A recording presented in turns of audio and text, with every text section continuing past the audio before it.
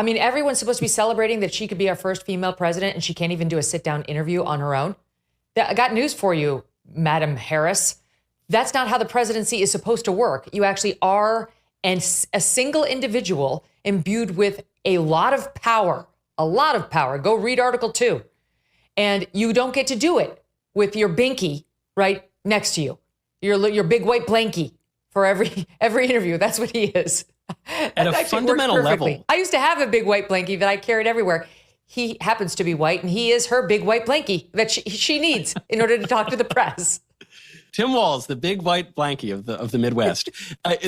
So Kamala Harris is all set to do her first interview this evening ever since being appointed to represent the Democratic Party in this year's 2024 election. But apparently, and unfortunately for Kamala Harris, the DEI hire, the Democratic Party doesn't trust her to go in and do the interview alone, even though it's on CNN with Dana Bash, who loves the Democratic Party and does anything that they can to make them look good. Tim Walz, an old white guy, is also being sent in just in case Kamala Harris can't handle it by herself. So we're going to take a look at an interview between Megyn Kelly and Michael Knowles on this topic, and then I'm also going to show you this article that was written this morning from USA Today that highlights a few key topics that I want to react to. So let's go ahead and get into it. Earth-shattering developments have happened in the Democratic race, and with respect to the White House, who's ruling the country, how she became the nominee, and what she actually has in store for us if she is to win. What do you make of the plan? She has to give one interview in the same way that she has to do one debate. But that's it. She's not good at interviews. She's not good at debates. And so the Democrats, the Kamala campaign, are going to give the bare minimum that they have to give to look voters in the face, totally straight-faced, and say, you can vote for me. I am confident. I can do the job. We saw similar criticism of Trump back in the GOP primary, such as it was, that Trump didn't want to engage in a debate. And I always thought the political calculation here was Trump will only do a debate if it benefits him. Trump will only do a debate if there is sufficient political pressure to make him do a debate. Here, the liberals control the entire media establishment. They did the coup that replaced Joe Biden with Kamala Harris. So you're not getting a lot of pressure from the establishment media. Probably she's got to do one. It's really weird if the president of the United States can't conduct one single interview, can't conduct one single debate. But that's it. And so they've rigged the rules to be as favorable to Kamala as they can be, just as they rigged the rules in the ABC debate with Trump to be as favorable to Kamala as they can be. And she'll probably eke it by. She'll say things that are a little odd. She'll contradict herself. She'll do the giggle. It won't be a grand slam for her, but she'll get by, and then the media will move on easily. I think there's not going to be some massive fall down moment. Dana Bash, while definitely more sympathetic to the Democrats, doesn't want to torch her career in this sit down because she understands she's going to have to push back a little.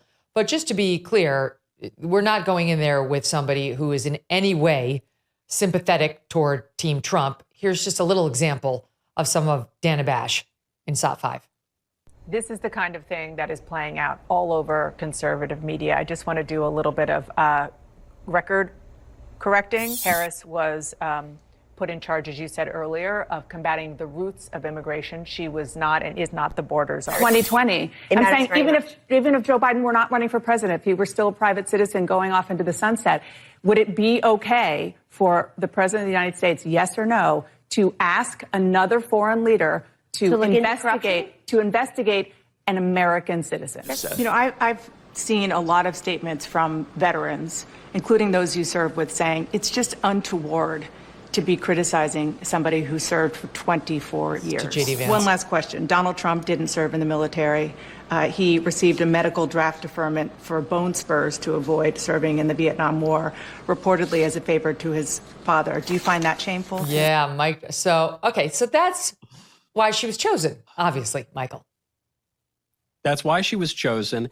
And this is what makes Kamala's insistence that Walz be present so much more pathetic. You've got a a network that is all in for Kamala. You've got an anchor who obviously detests Donald Trump. And even still, Kamala can't handle that kind of an interview. So she's got to tag team it with Tim Walz, who's not exactly a Rhodes Scholar himself, but who is apparently more articulate and coherent and capable than the top of the ticket, Kamala. This should not inspire confidence in the American people. This should not inspire confidence in Kamala's supporters. It doesn't inspire confidence in me as a woman. I mean, everyone's supposed to be celebrating that she could be our first female president, and she can't even do a sit-down interview on her own. I got news for you, Madam Harris. That's not how the presidency is supposed to work. You actually are a single individual imbued with a lot of power. Go read Article 2. And you don't get to do it with your binky right next to you. Your big white blankie for every interview. That's what he is. At a fundamental level. I used to have a big white blankie that I carried everywhere. He happens to be white, and he is her big white blankie that she needs in order to talk to the press. Tim Walz, the big white blankie of the Midwest. And this interview is being pre-recorded, so Kamala Harris shouldn't need Tim Walz one bit. Anytime that she misanswers a question, CNN is going to have the privilege of going back, re-asking the question, and letting her answer properly, right? Tim Walz shouldn't need to jump in and save her one bit. With the privilege of being able to go back, cut out the bad parts from editing, reshoot questions for a proper answer, all these type of things, you would think that it would come off pretty well, honestly. What's going to be really interesting about it is, does he jump in to save her? Because they are going to know that that's fraught. I mean, if I were running for president and I had a vice president, especially a man, but any man or woman sitting next to me, and if I were asked a tough question and my VP jumped in to save me, I would say, excuse me, that one was to me. And I would continue my answer. I wonder whether he'll have the nerve to do it, right? Would he actually step in because he knows that will undermine her? And yet that is his purpose for being there. And also, of course, even if she doesn't use the big white blankie in that way, it's half the questions, Michael. She's sitting down with Dana Bash, but she only has to do it for half the allotted time because he'll get the rest. Exactly. I think the interview, as well as the debate, is a defensive move by the Democrats. They're not going into this thinking that they're going to make big gains with the American people. They're just checking a box. It's the bare minimum you've got to do if you're running for president. So if you can make it even easier by cutting out half of your questions, okay, we'll do that. And you're absolutely right. It's fraught, the notion that the VP, the white man VP in the identity politics of the Democrat Party, will have to jump in to save Kamala Harris. But Tim Walz is so submissive. He's so obsequious. I'm sure that he can do it in a way that will still exalt the Queen Kamala. And even if not, one, they might end up just cutting it out of the interview. That's one of the reasons it's pre-taped.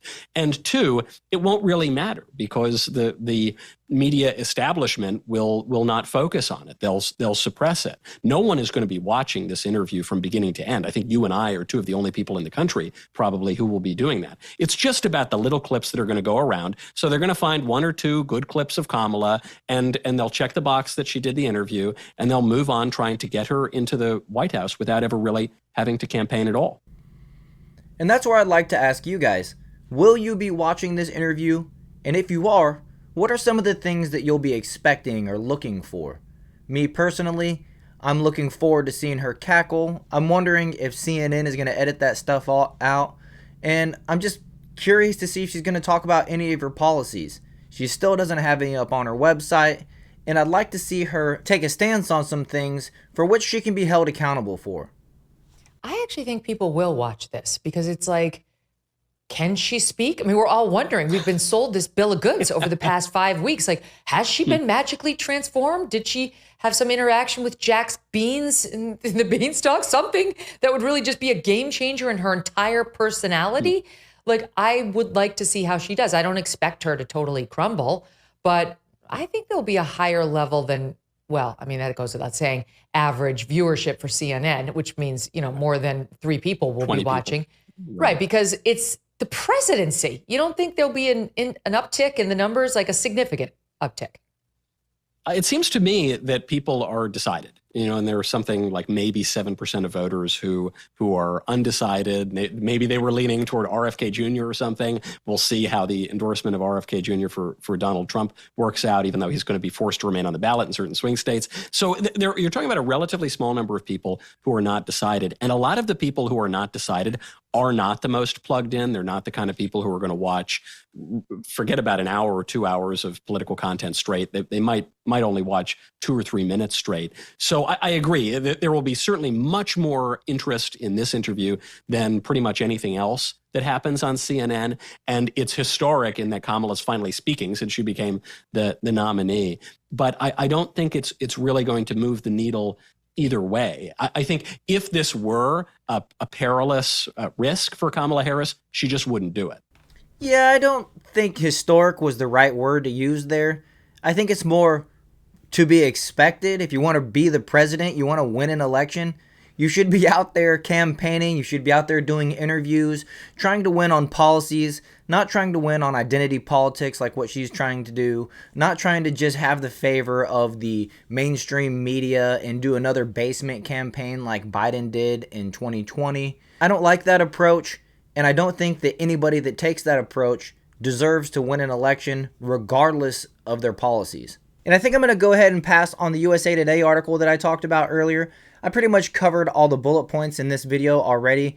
And we have this post on Truth Social from Donald Trump that just came in.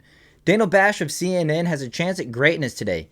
If she gives a fair but tough interview of comrade Kamala Harris, she will expose her as being totally inept and ill-suited for the job of president, much as I exposed crooked Joe Biden during our now famous debate. How cool would that be for Dana and CNN? Also, the interview shouldn't have Tampon Tim to present...